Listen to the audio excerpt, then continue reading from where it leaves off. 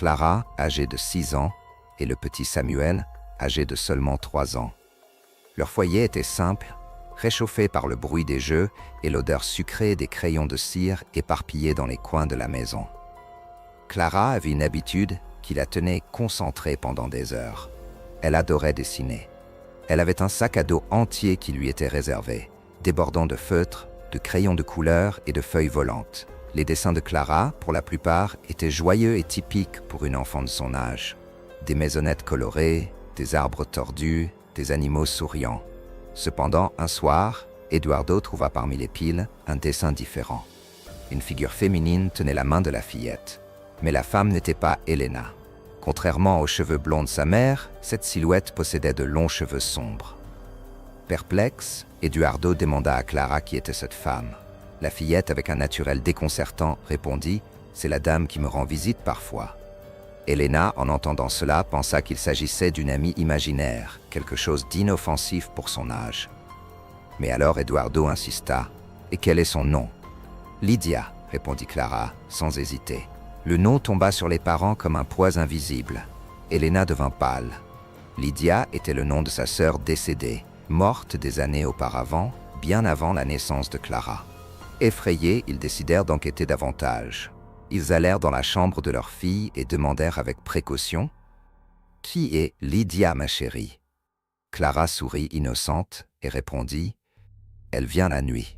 Elle aime me voir dessiner. » Elena, envahie par un mélange d'incrédulité et de peur, demanda « La prochaine fois qu'elle viendra, dessine-la telle qu'elle est vraiment, d'accord ?» Clara acquiesça d'un léger signe de tête, comme s'il n'y avait rien d'étrange à cela.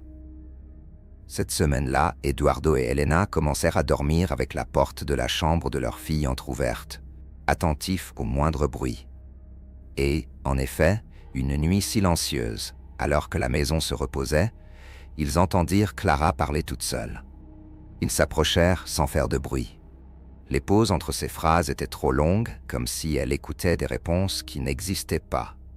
« Ils ont posé des questions sur toi, Lydia, » murmura la fillette. « Ils ont dit qu'ils veulent que je te dessine à nouveau. » Le silence qui suivit fut suffocant.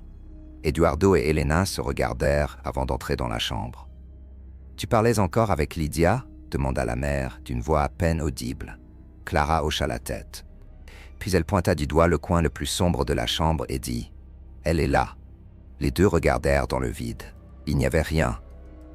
Mais l'air semblait plus dense et un frisson parcourut leur échine à tous les deux. Elena, essayant de garder son calme, demanda à voix basse « Ma fille dessine Lydia telle qu'elle est maintenant ». Clara prit le papier, traça quelques lignes rapides et appela ses parents quelques minutes plus tard. Quand elle leur tendit le dessin, Elena laissa le papier lui glisser des mains. La figure était claire, une femme en robe blanche, avec des yeux bleus intenses et un petit grain de beauté au-dessus de la lèvre. Elena se souvint immédiatement des funérailles de sa sœur. Lydia avait été enterrée en blanc. Elle avait ces mêmes yeux bleus et la même marque sur le visage. Il était impossible que Clara sache cela. Il n'y avait pas de photo. Il n'y avait pas eu de conversation.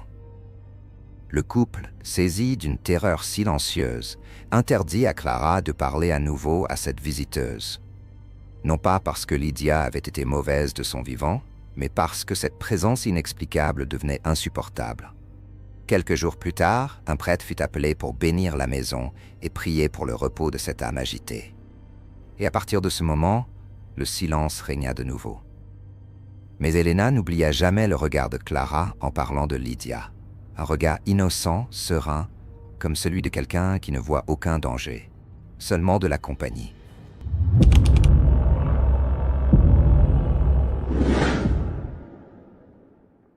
L'homme qui emporte Isabella prêtait souvent son bureau à son petit frère, Daniel, âgé de seulement 7 ans, pour qu'il puisse griffonner et dessiner.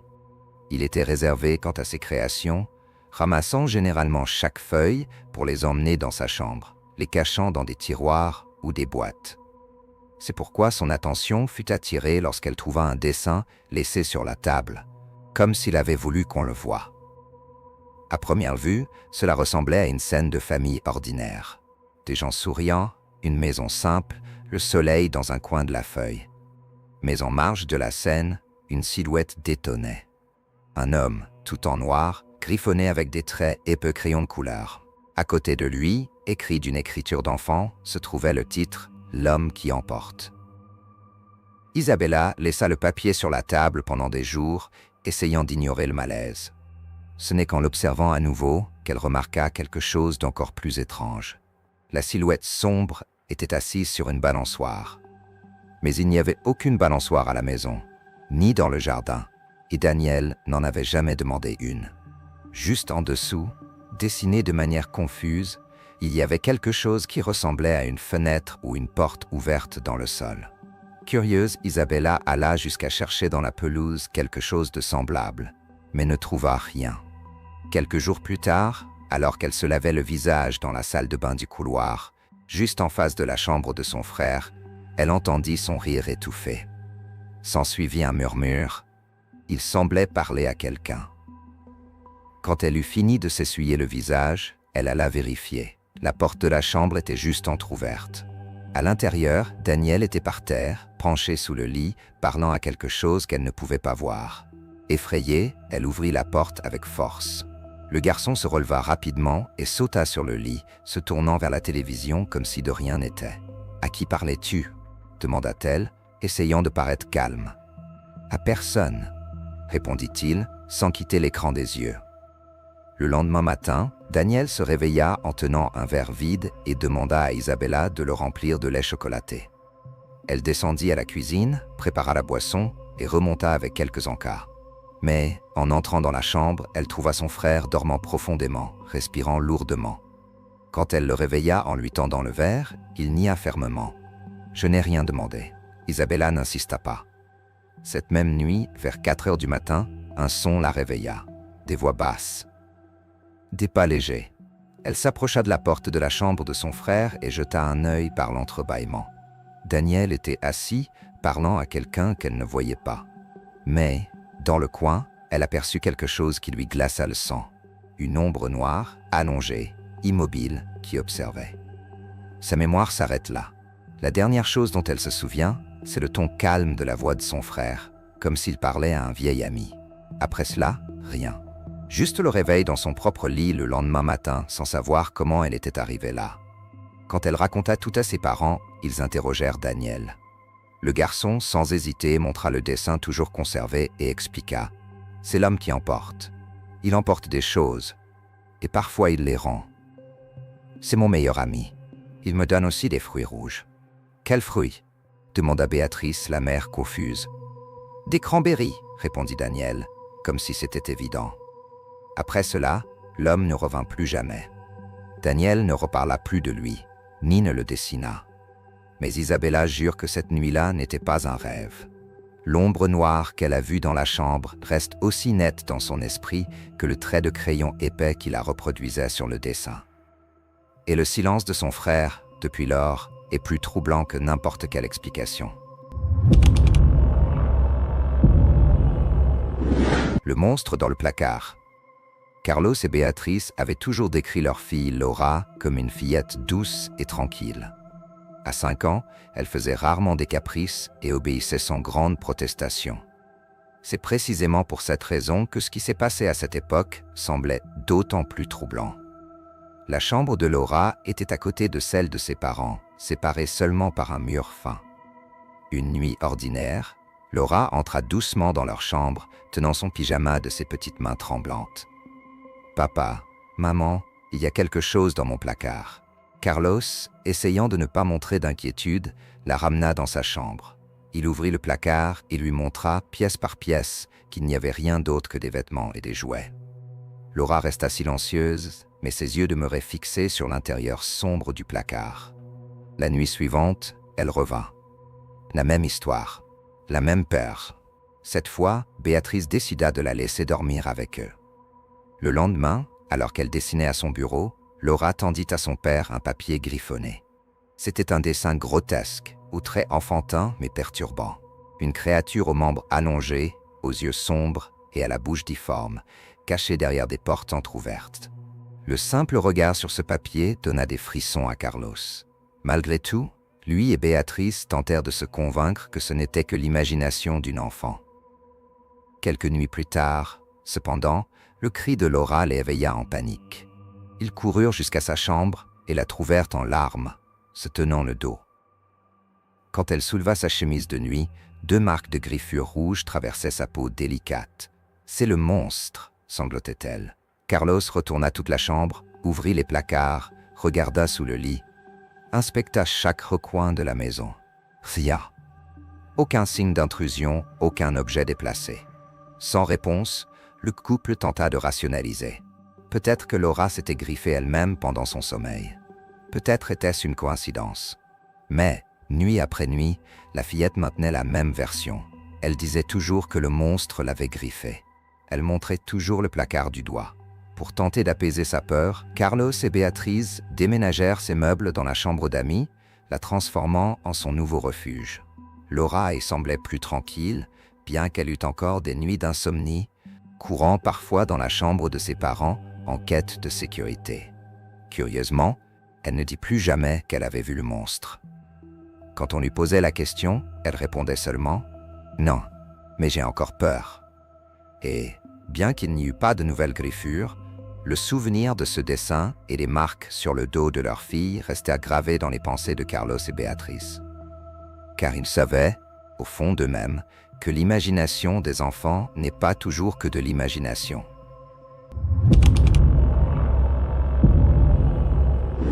Dans la petite école primaire du quartier, le professeur d'art plastique, M. Renato, avait l'habitude d'organiser 2 fois par an une activité simple mais révélatrice, dessine et raconte. Chaque enfant recevait des crayons de couleur, des feuilles et le temps nécessaire pour représenter quelque chose d'important dans sa vie. Ensuite, ils partageaient leur création avec la classe. Normalement, les dessins tournaient autour de familles souriantes, de chiens fidèles ou de maisons ensoleillées. Ce matin-là, dans la classe de CE2, tout semblait suivre la même routine. Des rires d'enfants, des feuilles griffonnées, des traits hâtifs. Mais, à l'une des tables du fond, un garçon nommé André dessinait quelque chose de différent. Pendant que ses camarades dessinaient des parcs et des animaux, son papier était dominé par les flammes.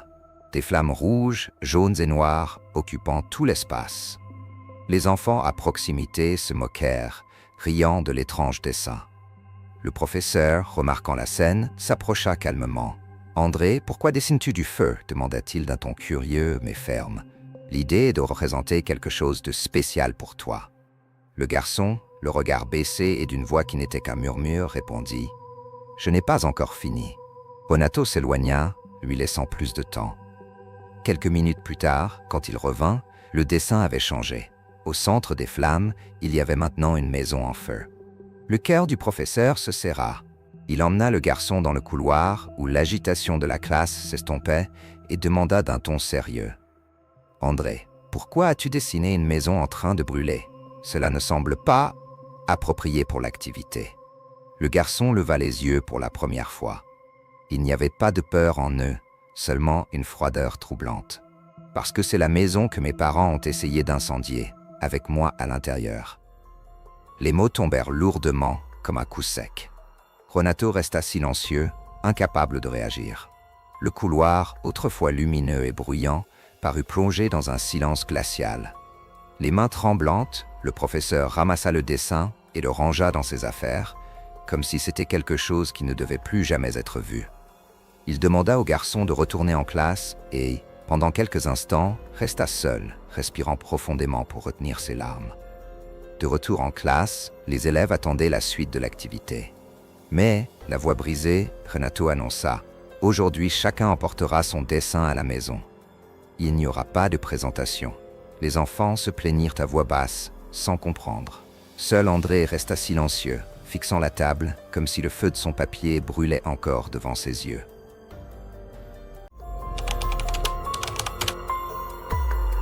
Toute mère croit connaître son propre fils. Nous connaissons leurs peurs, leurs rêves, la façon dont leur voix change lorsqu'ils sont sur le point de pleurer. Mais la vérité effrayante est que nous ne connaissons jamais vraiment leurs amis. Pas les versions qu'ils nous montrent lors d'un goûter, mais qui ils sont réellement lorsque les adultes ne regardent pas. Mon fils, Léo, a toujours été un aimant pour les enfants. Particulier. Je ne saurais l'expliquer. Il avait un bon cœur et une curiosité qui semblait attirer les âmes les plus inhabituelles de la cour de récréation. La plupart du temps, c'était juste des garçons timides ou avec des centres d'intérêt étranges. Mais en 4e année, il a attiré quelque chose de différent, quelque chose qui a laissé une cicatrice permanente dans ma mémoire. Nous venions de déménager. Nouvelle maison, nouvelle ville, nouvelle école. Léo, avec son caractère extraverti, s'adaptait bien, et mon cœur de mère se remplissait de soulagement. Lors d'une réunion de parents, j'ai rencontré les autres familles. Des gens normaux, souriants, qui parlèrent de football et de notes. J'ai senti que nous avions trouvé notre place. Quelques mois plus tard, le téléphone a sonné. C'était l'école. La voix du directeur, calme et professionnelle, demandait ma présence pour discuter d'un incident impliquant Léo et un autre élève. Mon mari travaillait. J'ai senti ce nœud familier d'inquiétude et d'irritation se former dans mon estomac. Une bagarre? Mon Léo? Impossible. C'était l'enfant qui pleurait s'il marchait sur une fourmi. Dans la voiture, en route pour l'école, il s'est refermé. Un silence dense et effrayé qui lui était complètement atypique. Aucune de mes questions n'a réussi à percer cette barrière. Dans le bureau du directeur, l'histoire qu'on m'a racontée ressemblait à un scénario de fiction. Léo et un camarade, Thomas, montaient les escaliers après la récréation. Sans prévenir, Léo aurait sorti une gomme de sa poche et frappé Thomas à la tête avec force, faisant tomber et crier le garçon. Je suis resté sans voix. J'ai regardé le directeur, un homme gentil mais clairement confus. « Cela n'a aucun sens », ai-je dit. « Léo adore Thomas. Il parle tout le temps de lui. » Le directeur a admis que personne n'avait vu ce qui s'était passé, mais que les deux garçons avaient raconté la même histoire. Comme il n'y avait pas de blessure, il m'a assuré que ce n'était qu'un avertissement. Ce soir-là, avant de dormir, la vérité a finalement éclaté. La voix tremblante, Léo m'a raconté que tout était une mise en scène de Thomas. Il jouait, et Thomas lui avait demandé de faire un coup de KO avec la gomme. Dès que Léo l'a touché, Thomas s'est jeté par terre et a commencé à pleurer. Puis il lui a chuchoté à l'oreille « Si tu ne dis pas que tu m'as vraiment frappé, je vais te faire du mal d'une manière que personne ne te retrouvera. » Le sang m'est monté à la tête. Mon fils, mon gentil garçon, contraint et menacé. J'ai décidé que je ne parlerai pas à l'école. Je parlerai à sa mère. J'ai trouvé le numéro sur la liste de contacts. Une femme nommée Elena a répondu. Sa voix était douce, mélodieuse. Et, à ma grande surprise, elle n'a pas douté de moi une seconde. « Oh, ma chère, je suis vraiment désolé, » dit-elle avec une sincérité qui m'a désarmé. Thomas m'a dit la vérité. Il a une imagination très fertile. Parfois, il crée ces situations, presque comme s'il testait les gens. Il a déjà été réprimandé, croyez-moi. Elle a continué, expliquant que Thomas avait toujours eu de petits problèmes de comportement, qu'il agissait parfois comme s'il était quelqu'un d'autre. J'ai commencé à avoir pitié. C'est Elena qui a suggéré la soirée pyjama. « Ils ont besoin de se reconnecter en tant qu'amis, » dit-elle avec sa voix douce et convaincante. « Laissez Léo venir ici ce week-end. Je prendrai bien soin de lui. » Moi, voulant croire à la normalité, voulant que mon fils ait des amis, j'ai accepté. Le samedi, j'ai déposé Léo chez eux. Elena était encore plus charmante en personne.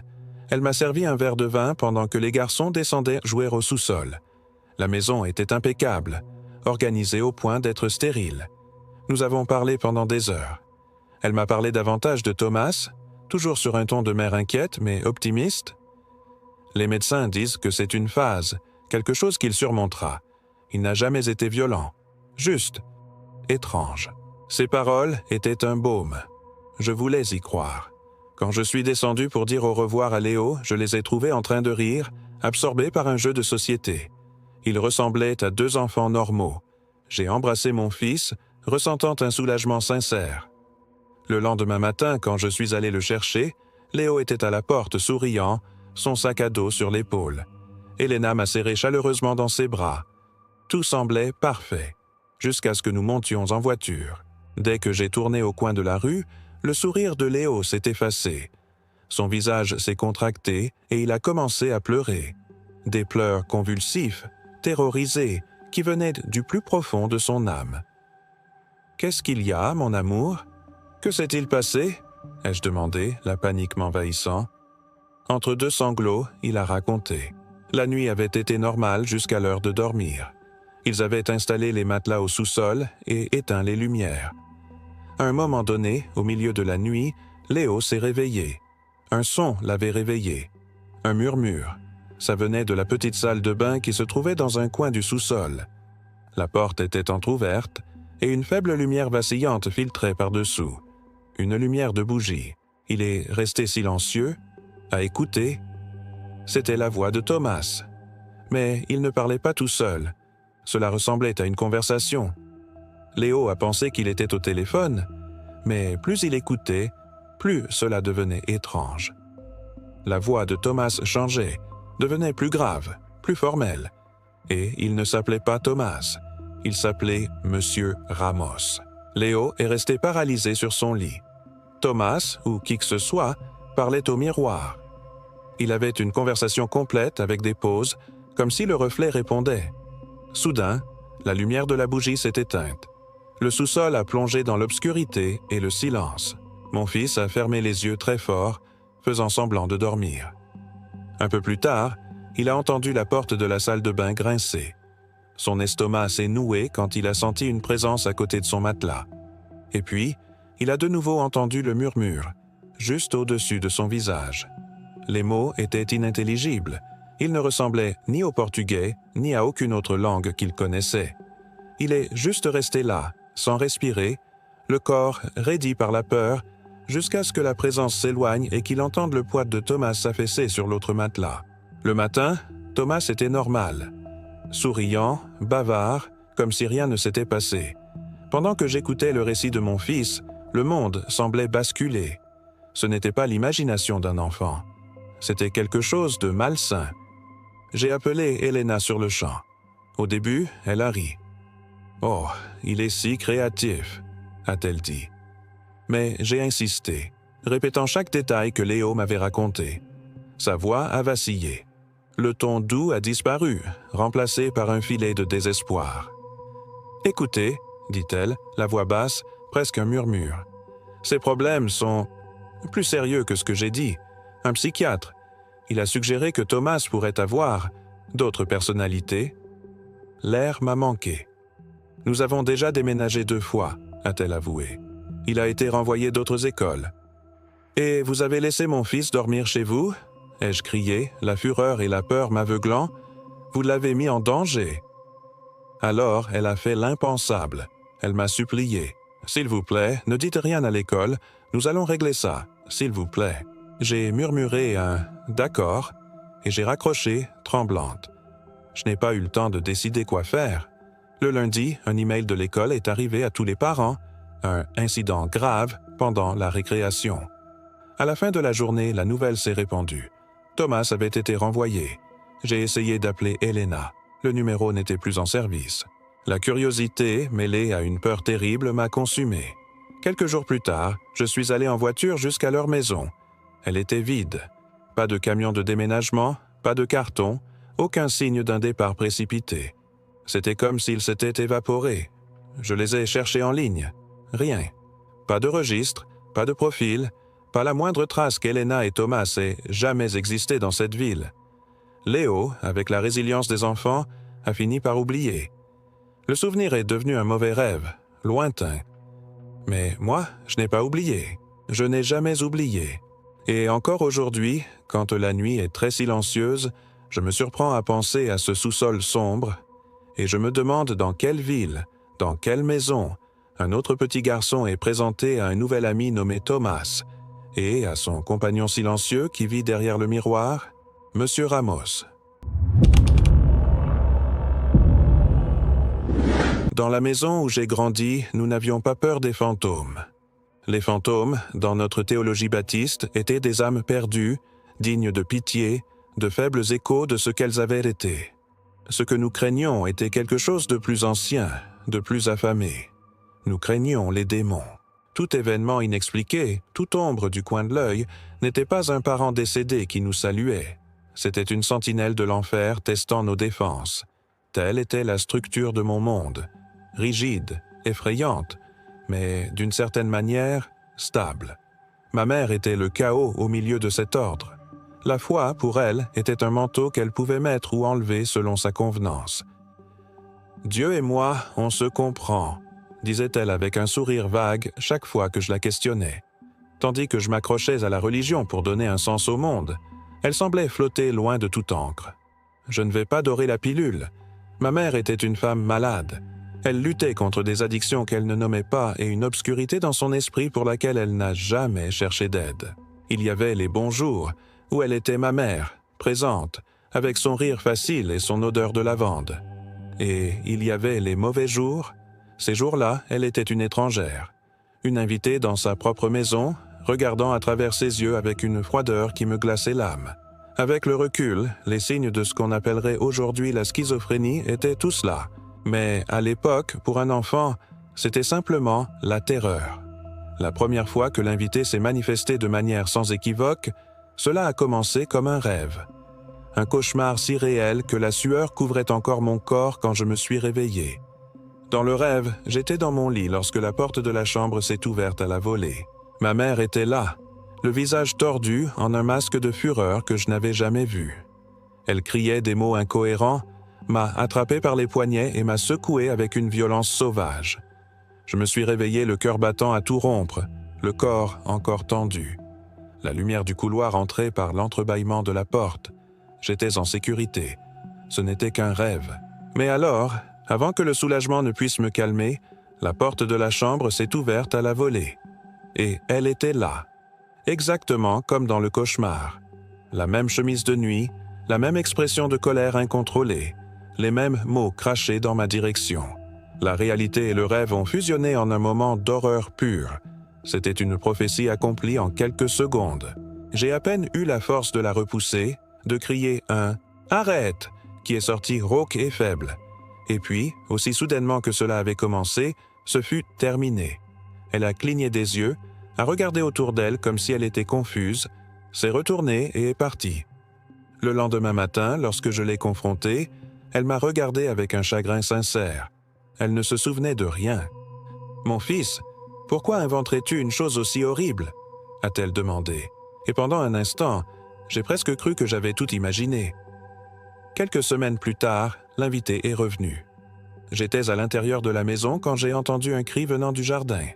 Ce n'était pas un cri de douleur ou de peur, c'était un son excité, presque joyeux, ce qui le rendait encore plus troublant. J'ai couru à la fenêtre. Ma mère était au milieu de la pelouse, souriant jusqu'aux oreilles. Dans ses mains nues, elle tenait un serpent énorme, de plus de 2 mètres, qui se tordait lentement dans ses bras. Maintenant, comprenez bien, ma mère avait une phobie paralysante des serpents. Une fois, elle était montée sur une chaise et y était restée 1 heure parce qu'elle avait vu un tuyau d'arrosage enroulé sur l'herbe. Et là, elle tenait cette créature comme si c'était un chat domestique. « Viens ici », a-t-elle appelé, la voix étrangement mélodieuse. Elle m'a fait signe de venir la rejoindre pour prendre le serpent. « Maman, qu'est-ce que c'est que ce bordel ?» ai-je crié en retour, mais le regard dans ses yeux m'a dit que ma mère n'était pas là pour m'entendre. Son sourire s'est élargi et elle a penché la tête, un geste à la fois curieux et prédateur. Je n'ai pas pu le supporter. J'ai couru dans ma chambre et je me suis enfermé. J'ai jeté un coup d'œil par la fenêtre et je l'ai vue là, immobile, tenant le serpent comme une offrande à un dieu invisible. Finalement, elle l'a lâché dans l'herbe et est rentrée dans la maison, en sifflotant une chanson quelconque. Plus tard, quand je lui ai posé la question, elle a ri. « Quelle imagination, mon chéri ! Tu as dû faire un autre rêve étrange. » Les années ont passé et les incidents sont devenus plus subtils, mais non moins effrayants. Il y a eu cette nuit où elle est venue me chercher chez un ami. Le trajet en voiture jusqu'à la maison s'est fait dans un silence absolu. J'essayais de parler, mais elle ne répondait pas. Elle conduisait simplement, les yeux fixés sur la route, le visage inexpressif comme un masque de porcelaine. Quand nous sommes arrivés à la maison, elle a arrêté la voiture, mais n'est pas sortie. Elle est juste restée là. Je suis sorti et j'ai commencé à marcher vers la porte. Elle est sortie aussi et s'est arrêtée à l'entrée, me barrant le passage. Et elle est restée là, en silence, à me fixer pendant que je la contournais et que je montais dans ma chambre. J'ai verrouillé la porte et j'ai passé des heures éveillées, à écouter, à attendre. Le lendemain matin, elle était dans la cuisine, préparant des crêpes, joyeuse, fredonnant, complètement inconsciente de la veillée terrifiante de la nuit précédente. Elle est partie depuis de nombreuses années maintenant. La partie rationnelle de moi, l'adulte qui a lu sur les maladies mentales, sait qu'elle était une femme malade, tourmentée par des démons chimiques dans son cerveau. Mais l'enfant en moi, celui qui a grandi en écoutant des sermons sur le mal réel et tangible, ne peut pas oublier. Il ne peut pas oublier le timing parfait du cauchemar, le sourire en tenant sa plus grande peur, le regard vide et vigilant à la porte de la maison. Je me dis qu'il y a une réponse logique à tout, mais, la nuit, quand le silence de la maison pèse sur moi, je me souviens de son regard, et je sais que ces jours-là, qui que ce soit qui était là, à m'observer, ce n'était pas ma mère. Toute maison a ses bruits nocturnes. Le craquement du bois, le bourdonnement du réfrigérateur, le soupir du vent au dehors. Ce sont des sons que nous apprenons à ignorer, la bande sonore de notre repos. Mais dans ma maison, pendant un temps, il y a eu un son qui n'appartenait pas à cet orchestre, un son qui s'est infiltré dans mes rêves et me hante encore aujourd'hui. Tout a commencé avec mon fils aîné, Lucas. Il était somnambule. Certaines nuits, je me réveillais avec une sensation étrange et le trouvais debout dans le couloir sombre, juste devant ma chambre. Il ne se contentait pas de marcher, il avait un rituel. Il se balançait légèrement sur les talons, transférant son poids d'un pied à l'autre. Ses yeux étaient ouverts, mais vides. C'était le détail qui me donnait la chair de poule. C'était un regard qui passait à travers moi, fixé sur quelque chose dans l'espace que je ne pouvais pas voir. Un regard de verre. Mais le plus étrange était le son qui, parfois, me réveillait. Un léger tapotement, rythmé, tape, tape, tape. Comme une gouttière insistante, mais il ne pleuvait pas. Au début, je pensais que cela faisait partie d'un rêve, mais le son persistait, délibéré, avec un intervalle presque parfait entre chaque coup. Une nuit, j'ai suivi le son, et ce que j'ai vu m'a glacé le sang. Lucas faisait face au mur du couloir. Son front, dans un mouvement lent et cadencé, heurtait légèrement le plâtre. Ses mains étaient posées à plat sur le mur, et le bout de ses doigts effleurait la surface au même rythme que les coups de sa tête. C'était comme s'il essayait de traverser. Comme s'il sentait la texture d'une porte que lui seul voyait. « Lucas !» ai-je appelé, ma voix n'étant qu'un murmure. Aucune réaction. Il a continué son rituel sinistre, testant la solidité de notre monde avec sa tête. Avec le temps, comme la plupart des phases de l'enfance, cela est passé. Le somnambulisme s'est arrêté. Le son a disparu. Le souvenir est devenu une de ces étranges histoires de famille que l'on finit presque par oublier, jusqu'à ce que, des années plus tard, cela se reproduise. Avec mon fils cadet, Mathus. Je me suis réveillé au milieu de la nuit, le cœur battant à tout rompre. Un son que je n'avais pas entendu depuis des années, mais que mon corps a reconnu avant mon esprit. Tape, tape, tape. Je me suis levé, une terreur glaciale se propageant dans ma poitrine. Je savais déjà ce que j'allais trouver dans le couloir, et il était là.